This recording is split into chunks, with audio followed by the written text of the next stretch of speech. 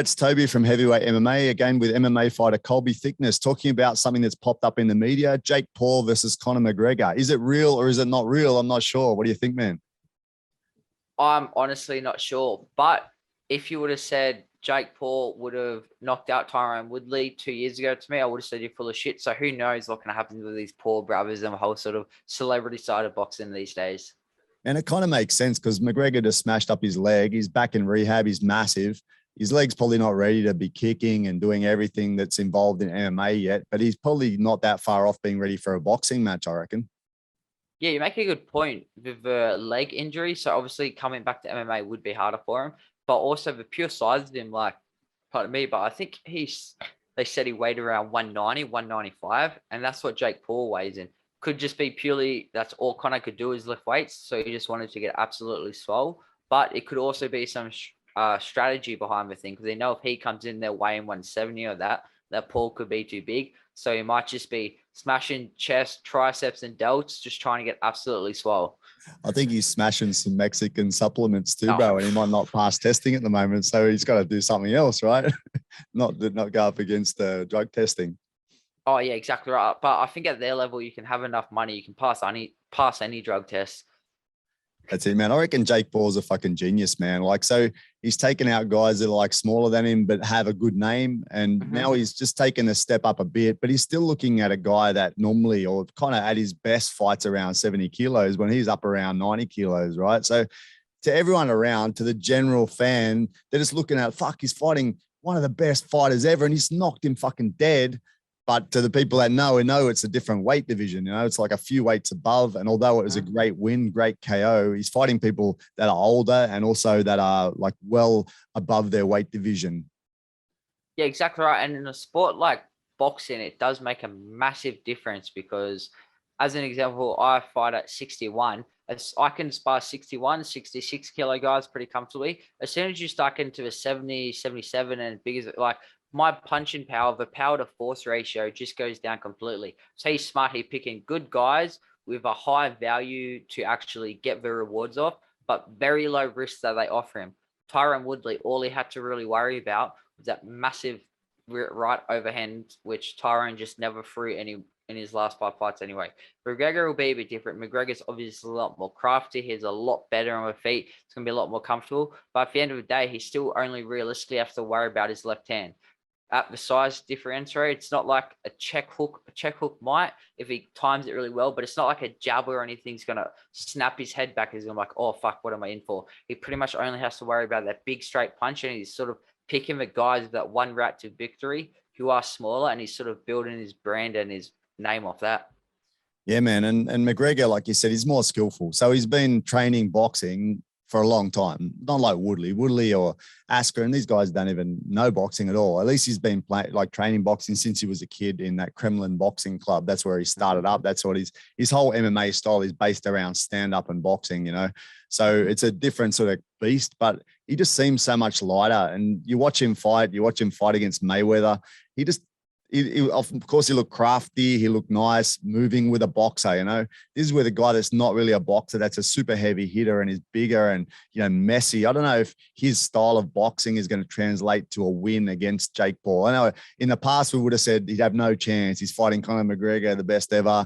But I think now we're all questioning what's going to happen, right? Because he's just flogged someone that was a good fighter who fights in a higher division normally than McGregor does, and has a massive right hand, like known for his monster right hand, and knocked him out dead. So what's he going to do to McGregor? Is McGregor going to use his skill and just outbox him? Is McGregor going to take him into deep waters and take him out? I don't think so. McGregor gets taken into deep waters sometimes. I don't really know what's going to happen with these two when they face each other. What happens, man? I'm a bit worried that McGregor might even lose. Man, that's where I hope you weren't going to go, but that's what I think I was sort of leaning towards too. Like at the end of the day, you change it to an MMA fight. You put takedowns involved. You add leg kicks. You just even add elbows or knees or anything else, which makes it more of an MMA fight. You're going to start to favor McGregor. But purely being it, you only have the two weapons, your left and your right hand. Obviously, Paul is going to be smart about it. I think he's also on all the steroids possible for the moment. So he's going to be athletic full prime. McGregor's also pretty much still in his prime, looking sharp and everything. But there's a certain point we saw with Floyd Mayweather where skill, just because you're a more skillful boxer, sometimes skill doesn't beat size, especially if a guy has a decent understanding. Perfect example is jiu-jitsu. You might have 100 kilo blue belt versus 60 kilo black belt, but if that blue belt's big enough and knows how to survive, it's going to be very hard. Even though the skill difference is massive there, still sometimes you just can't overcome that sort of size difference. And I think that might be the issue here if these two do end up fighting. Yeah, man. So really, I hate to say it because I hate myself for thinking that. I just can't really see McGregor like beating him. Like, I really hope he does, but I just, after watching the fights that have been on, you watch Jake Paul in his last fight, just like a solid guy, takes a punch, gives a hard punch, obviously has that mad punching power that he's, destroyed a few guys with. And then you look at McGregor in his fight, pitter pattering a little bit with the hands. They don't look overly strong. I don't think he can necessarily hurt Jake Paul. I think he's a better boxer, but can he hurt him? That's the question. I don't know. I feel like for me right now, I'd kind of even be swinging towards Jake Paul, which is kind of upsetting. I want to like stab myself in the heart or something, but it seems like I don't know. It seems like he might be on a bit of a roll, and McGregor's won one fight in 5 years against Cerrone. It's like, can he win anything anymore? I don't even know. Like they say, it's hard to go for a run when you live in silk sheets or whatever it is, when you wake up in silk sheets or whatever it is. But yeah, I don't know. What do you think, man? I think that's the biggest issue is, let's say hypothetically McGregor it would change his fight style, but if he did have the gas tank where he could stay fit and over, we see him over 25 minutes, he does tire. We saw against Mayweather over we didn't go over 12 rounds, but over the 36-minute possible fight, he did slow down. If he did have that gas tank behind him, I would think he could slowly chip away the body. Body work would be key whenever you're fighting someone bigger and stronger than you. Got to chip away the body. You got to start really being elusive, make him miss his big shots. So I do see him a possible path to victory, which is making Jake Paul tired. But the biggest issue I see with that is how tired does McGregor get doing that as well?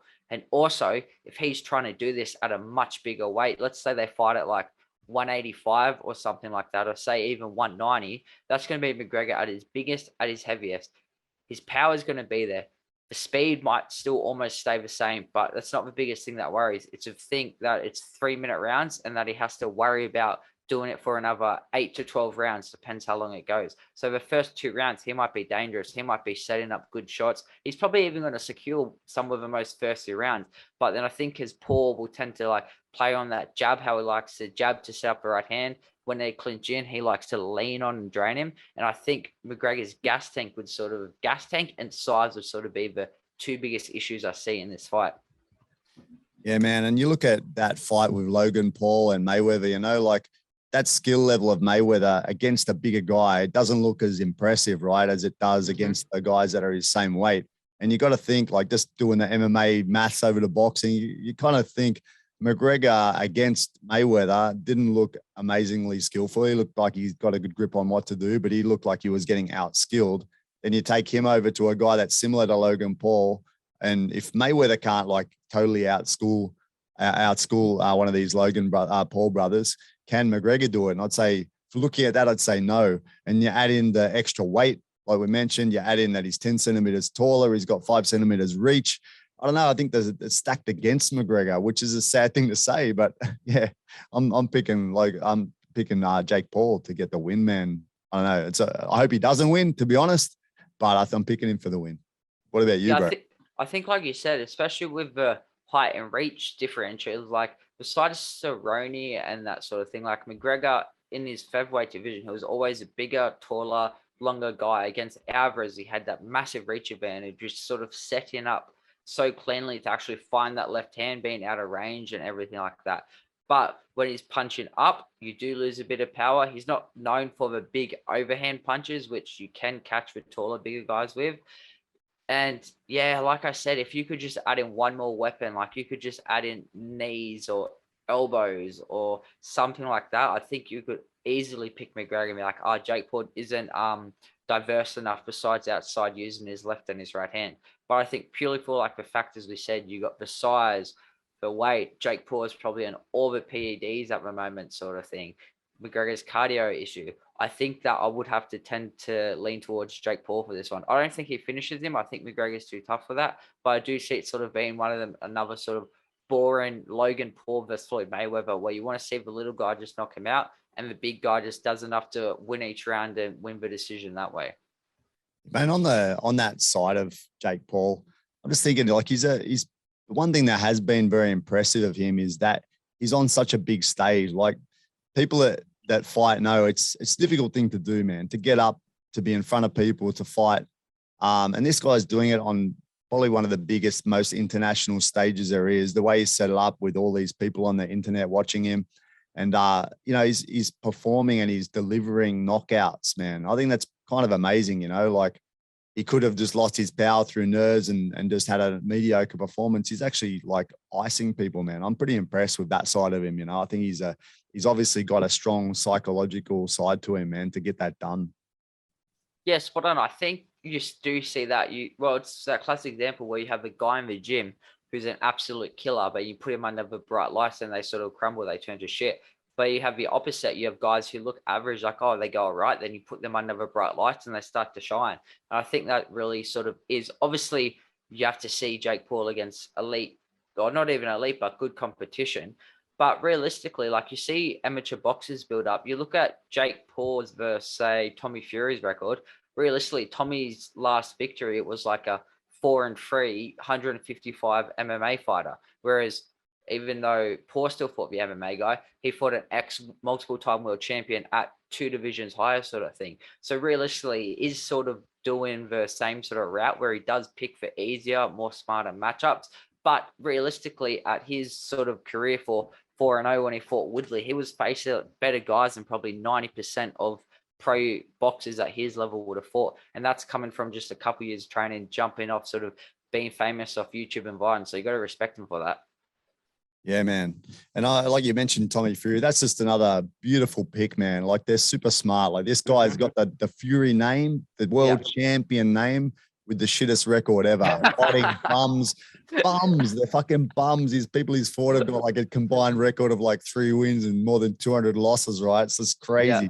So it's the perfect guy for him to fight, and he suddenly can't come. I reckon he should have been the next one. Or if he doesn't fight McGregor, he should fight this guy, because this is the perfect opponent for him. As far as everyone thinks, well, it's a boxer, but it's not really a boxer. He's not an experienced boxer anyway. It's a Love Island star versus a YouTube star at that point. That's it, man. Okay, so my final pick is I'm picking that Jake Paul win via kind of a boring long-range fight with a few hugging in between. I can't see anything too amazing. Although in my heart, I hope McGregor does some good schoolwork, slips shots, punches him and takes him out. But yeah, who knows if that's going to happen. Let's see. What do you think, man? Gun to my head, I'm going to have to go Jake Paul by just another boring decision where the big guy just uses his weight and his size to lean on him. Hypothetically, I think it'd be great if McGregor could starch him cold. Happening. Also, I hope there's some sort of line where you can bet some money on McGregor, like get an angry throw on a kick or something like that, because I could see that as a possibility as well. True, man. It's going to be hard for him to handle mentally if he starts to get beaten, isn't it? That'll be very interesting to see. Especially if like because Jake Paul is the type of guy, like, you could see him putting his hands behind like his back and mimicking like McGregor's shit like that. And McGregor's like fast temper. Like it could just turn into an MMA fight, which I think would be awesome. I didn't even think of that. That's probably actually true. And, even fighting against Mayweather, you saw him doing some weird like rabbit punches and backhands and stuff. Like it's pretty close to being out of control, really. So is he just going to take it to the next level and start dumping him, or like you said, throw a nice kick on knee or something? Anyway, all right, bro. Thanks for your time again. Cheers. No worries at all.